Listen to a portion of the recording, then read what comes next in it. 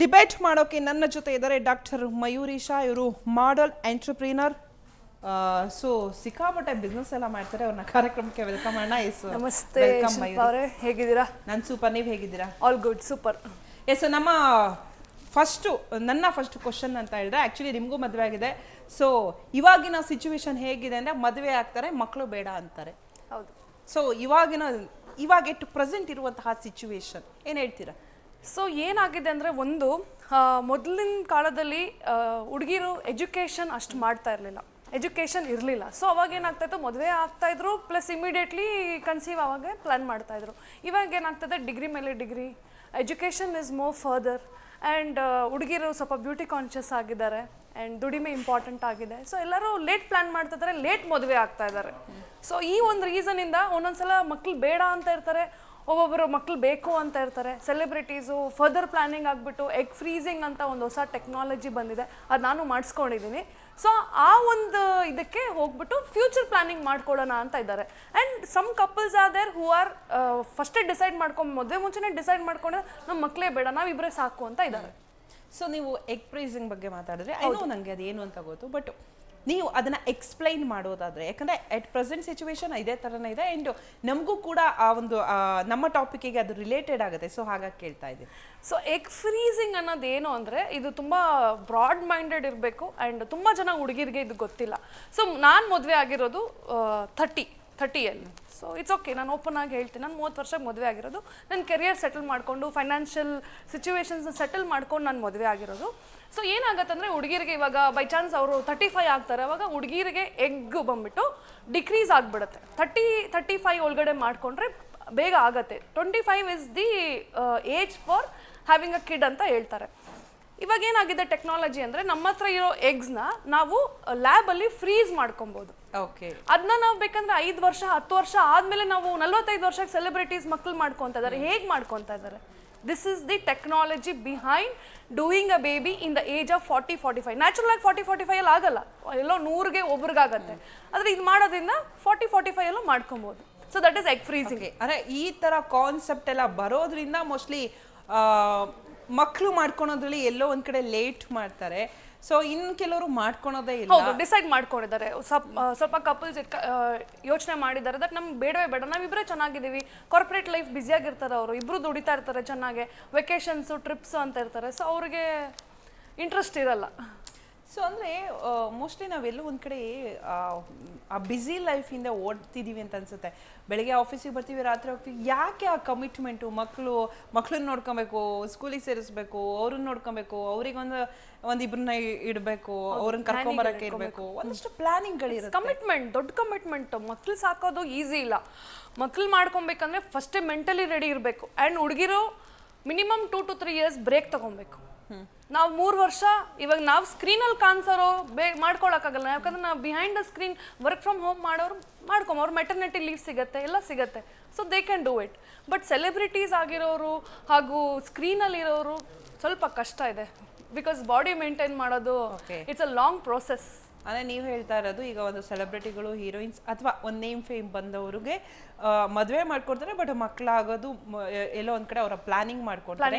In case ಆ ಮಕ್ಕಳಾಗೋ situation ಬಂದಾಗ ಅವ್ರಿಗೆ ಅದು ಇನ್ನೊಂದೇನೋ ಪ್ರಾಬ್ಲಮ್ ಬರುತ್ತೆ. ಸೊ ಇದರಿಂದ ಸ್ವಲ್ಪ ಎಲ್ಲೋ ಮಕ್ಕಳ ಸಂಖ್ಯೆ ಕಡಿಮೆ ಆಗ್ತಿದೆ. ಹೌದು. ಆ್ಯಂಡ್ ಸ್ವಲ್ಪ ಜನ ಇರ್ತಾರೆ, ಲೈಕ್ ಇಬ್ಬರು ಗಂಡ ಹೆಂಡತಿ ಒಂದೇ ಮಗು ಸಾಕು ಅಂತ ಇರ್ತಾರೆ. ಮೊದಲು ಗಂಡು ಮಗು ಮಾಡ್ಕೊಬೇಕಂತ 4, 5, 6, 7 ಹಂಗೆ ಮಾಡ್ಕೊಳ್ಳೋರು. ಇವಾಗ ಒಂದು ಹೆಣ್ಮಗು ಆಯ್ತು ಸಾಕು, ಇಟ್ ಇಸ್ ಫಿನಿಶ್ ಸಾಕು ಅಂತ ಇದ್ದಾರೆ. ಅಷ್ಟು ಬ್ರಾಡ್ ಮೈಂಡೆಡ್ ಆಗಿದ್ದಾರೆ ಜನ. ಅದೇ ಹಳೆ ಕಾಲದಲ್ಲಿ ಹಂಗಿರ್ಲಿಲ್ಲ. ಒಂದು ಗಂಡು ಮಗುಗೋಸ್ಕರ 5 ಜನ ಹೆಣ್ಮಕ್ಳು. ಅವಾಗಿನ ಕಾಲದಲ್ಲಿ ನಮ್ಮ ಅಜ್ಜಿಯವರು ಅಥವಾ ಅವ್ರ ಅಜ್ಜಿ ಮಕ್ಕಳನ್ನೆಲ್ಲ ನೋಡಿದಾಗ 10 ಜನ ಇರ್ತಿದ್ರು, 11 ಜನ ಇರ್ತಿದ್ರು, 12 ಜನ ಇರ್ತಿದ್ರು. ಮಿನಿಮಮ್ ಅಂತೂ ಒಂದು ಮನೇಲಿ 5 ಜನ ಇರ್ತಾ ಇದ್ರು. ಅಂಡ್ ಅವಾಗಿನ ಕಷ್ಟ ಹೇಗಿರ್ತಾ ಇತ್ತು? ಒಂದು ದಿನದ ಊಟ ಅವತ್ತಿಗಷ್ಟೇ, ನೆಕ್ಸ್ಟ್ ಡೇ ಮತ್ತೆ ಅವ್ರು ಕೆಲಸ ಮಾಡ್ಬೇಕು, ಆದ್ರೂ ಮಕ್ಕಳನ್ನ ಸಾಕ್ತಾ ಇದ್ರು. ಇವತ್ತು ಒಂದು ಮಗು ಸಾಕಾಗ್ತಾ ಇಲ್ಲ. ಕಮಿಟ್ಮೆಂಟ್ ಅನ್ನುವಂತಹ ಒಂದು ದೊಡ್ಡ ರೀಸನ್ ಅನ್ನ ಕೊಟ್ಟು ಮಕ್ಕಳು ಮಾಡ್ಕೊಳಲ್ಲ. ಬ್ಯುಸಿ ಆಗಿಬಿಟ್ಟಿದ್ದಾರೆ ಎಲ್ಲರೂ, ದುಡ್ಡು ದುಡಿಯೋದಲ್ಲಿ ಬ್ಯುಸಿ ಆಗಿದ್ದಾರೆ, ನೋಡ್ಕೊಳ್ಳೋರು ಯಾರೂ ಇಲ್ಲ. ಜಾಯಿಂಟ್ ಫ್ಯಾಮಿಲಿ ಸಿಸ್ಟಮ್ ಇವಾಗಿಲ್ಲ. ಮೊದಲಂದ್ರೆ ಎಲ್ಲರೂ ದೊಡ್ಡಪ್ಪ ಚಿಕ್ಕಪ್ಪ ಎಲ್ಲರೂ ಒಟ್ಟಿಗೆ ಇರ್ತಾ ಇದ್ರು. ಇವಾಗ ಆ ಥರ ಇಲ್ವೇ? ಗಂಡ ಹೆಂಡತಿ ಯಾವುದೋ ಒಂದು ಸಪ್ರೇಟ್ ಒಂದು ಸಿಟಿಯಲ್ಲಿ ಹೋಗ್ಬಿಟ್ಟು ಕೆಲಸ ಮಾಡ್ತಾರೆ, ಅಪ್ಪ ಅಮ್ಮ ಯಾವುದೋ ಊರಲ್ಲಿ ಇರ್ತಾರೆ, ನೋಡ್ಕೊಳ್ಳೋರು ಯಾರೂ ಇಲ್ಲ. ಸೊ ಒಂದು ಮಗು ಮಾಡ್ಕೊಂಡ್ರೆ ಅದಕ್ಕೆ ಮತ್ತೆ ನ್ಯಾನಿ ಇಡಬೇಕು, ಸ್ಕೂಲ್ ಕರ್ಕೊಂಡು ಹೋಗೋಕೆ ಒಬ್ರು ಇರಬೇಕು, ಊಟ ತಿನ್ಸಕ್ಕೆ ಒಬ್ರು ಇರಬೇಕು. ಸೊ ಕಮಿಟ್ಮೆಂಟ್ಸ್ ಜಾಸ್ತಿ ಆಗುತ್ತೆ and it's a future planning and ಮದುವೆನೇ ಲೇಟ್ ಆಗ್ತಾ ಇದ್ದಾರೆ ಎಲ್ಲರೂ ಹುಡುಗಿರು. ಅವಾಗೆಲ್ಲ 18 ಆಯ್ತು ಅಂದ್ರೆ ಮದುವೆ 18 ಆಯ್ತು ಅಂದ್ರೆ 19ನೇ ವರ್ಷಕ್ಕೆ ಮದುವೆ ಮಾಡಿ ಅಂದ್ರೆ ಮ್ಯಾಕ್ಸಿಮಮ್ ಅಂದ್ರೆ 24 ವರ್ಷದ ಒಳಗಡೆ. ಹೌದು, ಅದು 25 ವರ್ಷ ಅಂದ್ರೆ ಜಾಸ್ತಿನೇ. ಅಂಡ್ ಅವಾಗೆಲ್ಲ 25 ವರ್ಷಕ್ಕೆ ಮಕ್ಳಾಗಿಲ್ಲ, ಅಯ್ಯೋ ಇನ್ನು ಮಕ್ಳಾಗಿಲ್ವಾ ಅಂತ ಕೇಳ್ತಾರೆ. ಮದ್ವೆ ಆಗಿಲ್ವಾ, ಮಕ್ಳಾಗಿಲ್ವಾ, ಒಂದು ಹೆಣ್ಮಗು ಇದೆ ಗಂಡ್ಮಗು ಇಲ್ವಾ ಅಂತ ಕೇಳೋರು. ಇವಾಗ ಅದರಲ್ಲೇ ಸ್ವಲ್ಪ ಕಡಿಮೆ ಆಗಿದೆ. ಸಿಟಿ ಲೈಫಲ್ಲಿ ತುಂಬ ಕಡಿಮೆ ಆಗಿದೆ. ಮೇ ಬಿ ವಿಲೇಜ್ ಸೈಡಲ್ಲಿ ಇನ್ನೂ ಇದೆ, ಆ ಸಿಸ್ಟಮ್ ಇರ್ಬೋದು, ಬಟ್ ಇಲ್ಲ ಅಷ್ಟಿಲ್ಲ. ಸೊ ಎಲ್ಲರೂ ಏನು ಅನ್ಕೊಂತಾರೆ, ಒಂದು ಮಗು ಮಾಡ್ಕೊಳ್ಳೋಣ ಸಾಕು ನಮಗೆ ಅಂತ. ಆ್ಯಂಡ್ ಗ್ಯಾರಂಟಿ ಇಲ್ಲಲ್ಲ, ಮೊದಲು ಮಕ್ಳು ನಮ್ಮನ್ನ ನೋಡ್ಕೊತಾರೆ ಅಂತ ಒಂದು ಗ್ಯಾರಂಟಿ ಇದೆ. ಇವಾಗ ನಾನು ನಮ್ಮ ಅಪ್ಪ ಅಮ್ಮನ ಚೆನ್ನಾಗಿ ನೋಡ್ಕೊಂಡಿದ್ದೀನಿ, ನಮ್ಮ ಅಮ್ಮನೂ ಚೆನ್ನಾಗಿ ನೋಡ್ಕೊಂಡಿದ್ದೀನಿ. ನನ್ನ ಮಕ್ಳು ನೋಡ್ಕೊತಾರೆ, ಅದು ಯಾರು ಗ್ಯಾರಂಟಿ ಇದೆ? ಇಲ್ಲ. ಇವಾಗ ಜೆನ್ಸಿ ಅಂತೆ, ನೆಕ್ಸ್ಟ್ ಇನ್ ಯಾವ ಜನ್ರೇಷನ್ ಬರುತ್ತೋ ಯಾರಿಗೆ ಗೊತ್ತು. So all this is going on. Okay, ನಮ್ಮ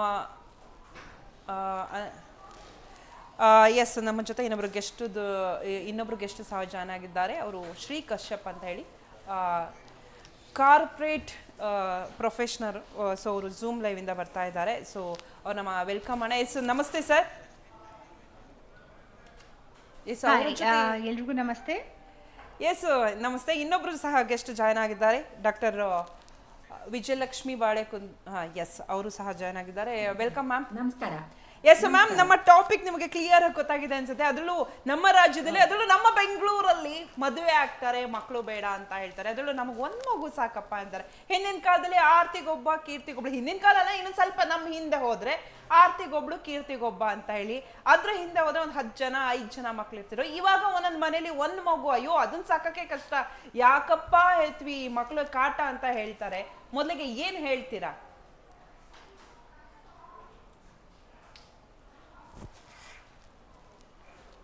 ನೀವು ನಾನು ಈ ರೀತಿ ಹೇಳಿ Shri. Thank you ma'am. So ನಾನು ತುಂಬ ಪ್ರಾಕ್ಟಿಕಲ್ ಆಗಿ ಹೇಳಬೇಕು ಅಂತಂದರೆ, ಮೇಡಮ್ ಅವ್ರು ಆಗಲೇ ಹೇಳೋದು ತುಂಬ ಬ್ಯುಸಿ ಇದೆ. ಅಫ್ಕೋರ್ಸ್ ಬೀಂಗ್ ಅ ಬ್ಯಾಂಗ್ಳೂರಲ್ಲಿ ನಾವು ಬದುಕು ಅಂದರೆ ನಮ್ಗಳಿಗೂ ಕುಟುಂಬ ಇದೆ. ಇಲ್ಲಿನ ಲೈಫ್ ಸ್ಟೈಲ್ ಎಷ್ಟು ಎಕ್ಸ್ಪೆನ್ಸಿವ್ ಆಗಿದೆ ಅಂತ ಎಲ್ರಿಗೂ ಗೊತ್ತು. ಹೌಸ್ ರೆಂಟಿಂದ ಹಿಡಿದು, ಸ್ಕೂಲ್ ಫೀಸಿಂದ ಹಿಡಿದು, ಹೆಲ್ತ್ ಕೇರಿಂದ ಹಿಡಿದು, ಟ್ರಾಫಿಕ್ ಇಶ್ಯೂಸಿಂದ ಹಿಡಿದು, EMI ಎಲ್ಲನೂ ಪ್ರೆಷರ್ ಕೊಡುತ್ತೆ. But at the same time life ಅಂದರೆ ನಮ್ಮ ಜೀವನ ಮೆಷರ್ ಮಾಡೋದು ನಮ್ಮ ಸ್ಯಾಲ್ರಿ ಅಥವಾ ಎಕ್ಸ್ಪೆನ್ಸಸ್ ಅಷ್ಟೇ ಅಲ್ಲ. ನಾವು ಎಷ್ಟೇ ಬ್ಯುಸಿ ಆಗಿದ್ರು, ನಾವು ಏನೇ ಮಾಡ್ತಿದ್ರು, ಫ್ಯಾಮ್ಲಿಗೆ ಅಂತ ಟೈಮ್ ಕೊಟ್ಟೇ ಕೊಡ್ತೀವಿ. ಫ್ಯಾಮ್ಲಿ ಟೈಮ್, ಸಂಬಂಧಗಳು ಮತ್ತು ಮಕ್ಕಳು ಸಂತೋಷ, ನಗು, ಅದು ಸಹ ತುಂಬ ಈಕ್ವಲಿ ಇಂಪಾರ್ಟೆಂಟ್ ಆಗುತ್ತೆ. ಮತ್ತು ಇವತ್ತು ನಮಗೆ ಮಕ್ಕಳೇ ಬೇಡ ಅನ್ನೋ ಮೈಂಡ್ಸೆಟ್ ಬರಲು ಕಾರಣ ಬರೀ ದುಡ್ಡು ಅಷ್ಟೇ ಅಲ್ಲ. ಖಂಡಿತವಾಗ್ಲೂ ದುಡ್ಡು ಅಷ್ಟೇ ಅಲ್ಲ. ಯಾಕೆಂದರೆ ಕರಿಯರ್ ಪ್ರಯಾರಿಟೀಸ್ ಜಾಸ್ತಿ ಆಗ್ತಾ ಇದೆ. Men and women equally work ಮಾಡ್ತಾ ಇದ್ದಾರೆ, ಅರ್ನ್ ಮಾಡ್ತಾ ಇದ್ದಾರೆ. ಪರ್ಸ್ನಲ್ ಫ್ರೀಡಮ್ ಬೇಕು, ಪರ್ಸ್ನಲ್ ಲಿಬರ್ಟಿ ಬೇಕು ಅಂತ ಇದ್ದಾರೆ. ಲೈಫ್ ಸ್ಟೈಲ್ ಮತ್ತು ರೆಸ್ಪಾನ್ಸಿಬಿಲಿಟಿ ತೊಗೊಳೋದಕ್ಕೆ ತುಂಬ ಭಯ ಪಡ್ತಾ ಇದ್ದಾರೆ. ಇದು ಸಹ one of the main reason. ಮತ್ತು ಮಕ್ಕಳು ನಮ್ಮ ಜೀವನಕ್ಕೆ ಎಷ್ಟೋ ಜನ ಏನು ಅನ್ಕೋತಾರೆ, ಅಯ್ಯೋ ದೊಡ್ಡ ರೆಸ್ಪಾನ್ಸಿಬಿಲಿಟಿ, ಬರ್ಡನ್. ನೋ, ಮಕ್ಕಳು ನಮ್ಮ ಜೀವನಕ್ಕೆ ಬರ್ಡನ್ ಆಗೋ ಅವಶ್ಯಕತೆ ಇಲ್ಲ. ಅದು ನಮ್ಮ ಲೈಫಲ್ಲಿ it's a beautiful phase, it's a beautiful responsibility. ಮತ್ತು ಬೆಂಗಳೂರು ಎಷ್ಟೇ ಮಾಡರ್ನ್ ಆಗಿರ್ಬೋದು, ನಮ್ಮ ಮನೆಗಳಲ್ಲಿ ಮಕ್ಕಳು ಮನೆಗೆ ಹೋಗಿದ ತಕ್ಷಣ ಎಷ್ಟೇ ಸುಸ್ತಾಗಿದ್ರು, ಮಕ್ಕಳು ನಗು ನೋಡಿದ ತಕ್ಷಣ ನಮ್ಮ ಸುಸ್ತೆಲ್ಲ ಮರೆತು ಹೋಗ್ತೀವಿ, ಇನ್ನಷ್ಟು ಎನರ್ಜಿ ತುಂಬ್ಕೋತೀವಿ. ರೆಸ್ಪಾನ್ಸಿಬಿಲಿಟೀಸ್ ಖಂಡಿತ ಇದ್ದೇ ಇರುತ್ತೆ. ಮೇಡಮ್ ಅವ್ರು ಹೇಳಿದ್ರು ಆಗಲೇ, ಜಾಯಿಂಟ್ ಫ್ಯಾಮಿಲಿಯಿಂದ ನ್ಯೂಕ್ಲಿಯರ್ ಫ್ಯಾಮಿಲಿ ಆಗಿದೆ ಅಂತ. ಹೌದು, ಅದನ್ನು ಮಾಡ್ಕೊಂಡವ್ರು ಯಾರು? ನಾವೇ. Because we are fearing. ನಮ್ಮ ರೆಸ್ಪಾನ್ಸಿಬಿಲಿಟಿಯಿಂದ we just want to wash away hands, leave a very posh and easy life ಸ್ಟೈಲ್ಗೆ ಅಡ್ಯಾಪ್ಟ್ ಮಾಡ್ಕೊಳ್ಳೋಕ್ಕೆ ಎಲ್ಲರೂ ಪ್ರಯತ್ನ ಪಡ್ತಾ ಇದ್ದಾರೆ. ಆ ಒಂದು ನ್ಯೂಕ್ಲಿಯರ್ ಫ್ಯಾಮಿಲಿ ಇಲ್ಲ ಅಂದ್ರೂ ಸಿಂಗಲ್ ಫ್ಯಾಮಿಲಿನಲ್ಲೂ ಸಹ ನಾವು ನೆನ್ಪು ಮಾಡ್ಕೋಬೋದು, ಅಜ್ಜ ಅಜ್ಜಿ ಕಥೆಗಳು ಕೇಳಿದ್ದೀವಿ. ಕುಟುಂಬದ ಯೂನಿಟಿ ಎಷ್ಟು ಚೆನ್ನಾಗಿರ್ತಿತ್ತು, ಅದು ಯಾವತ್ತೂ ಕಳೆದು ಹೋಗಬಾರ್ದು. ಬರೀ ಬೆಂಗಳೂರಲ್ಲಿ ಮಾತ್ರ ಅಷ್ಟೇ ಅಲ್ಲ, ಯಾವ ಸಿಟಿಗೆ ಹೋದ್ರು. ನನ್ನ ಒಂದು ಪಾಯಿಂಟ್ ಏನು ಅಂತಂದರೆ, as a ಬ್ಯಾಂಗ್ಳೂರಿಯನ್, as a corporate working women, ನನಗೂ ಫ್ಯಾಮಿಲೀಸ್ ಇರುತ್ತೆ. ಲೈಫು ತುಂಬ ಎಕ್ಸ್ಪೆನ್ಸಿವ್ ಆಗಿರ್ಬೋದು, ಆದರೆ relationships are always priceless. So ಹಾಗಾಗಿ ನಮ್ಮ ಮಕ್ಕಳಿಗೆ ಬರೀ ದುಡ್ಡಿನ ಒಂದು ಇಂಪಾರ್ಟೆನ್ಸ್ ತಿಳಿಸ್ಬೇಕು ಅನ್ನೋದು ಏನೂ ಇಲ್ಲ.